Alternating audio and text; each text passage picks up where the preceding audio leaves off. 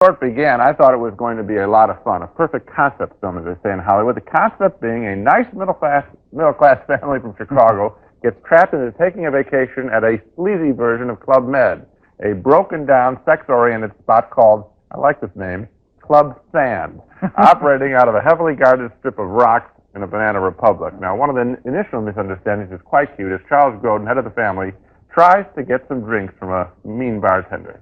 Two red fruit cocktails.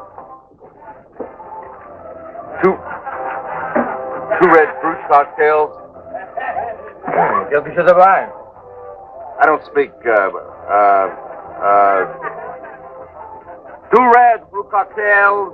Oh, two fruit cocktails. Yeah. Red. Right. Yes, tokens. What?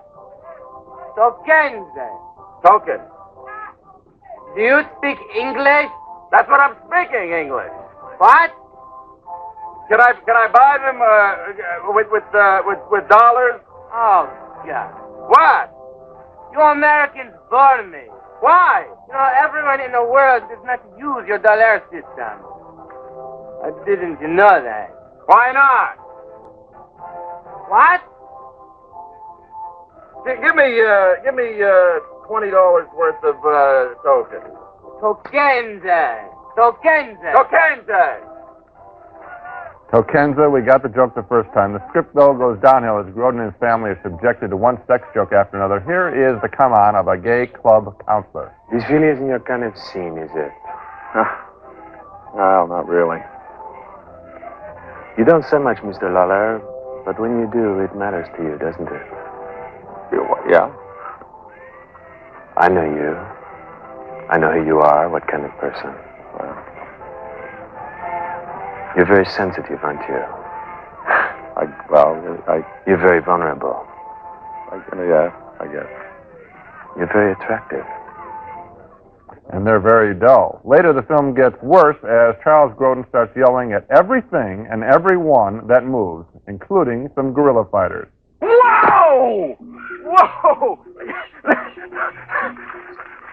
Oh, I see. Well, you guys are. What are you guys? Are you guys soldiers, or are you guerrillas? Good guerrillas. So, what's happening down here? It's like the government is. I should know, but I'm just another stupid American. Well, all the guerrillas do is eat chicken for a while. That's not too funny. And Grodin's screaming. Well, my guess is that he shouts, and I don't think this is an exaggeration. I'll check it with Roger in a minute. I would say he yells about 1/3 of his lines, screaming at his wife and children for enjoying themselves and at the club employees.